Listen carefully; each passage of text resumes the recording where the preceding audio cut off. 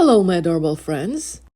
This recipe story video is kind of reminded me when I was growing up and being at my grandparents' house most of the time.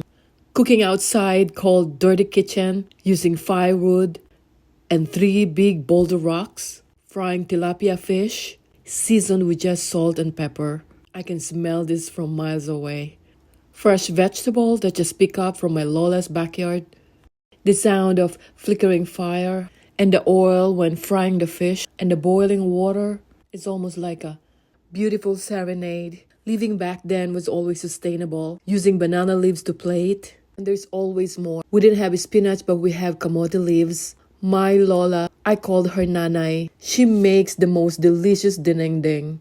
And the sausawan, or the dipping sauce, made of bagoong or the fermented fish, mixed with vinegar and red chili pepper. I'm grateful for this memory. I miss my Lola so much.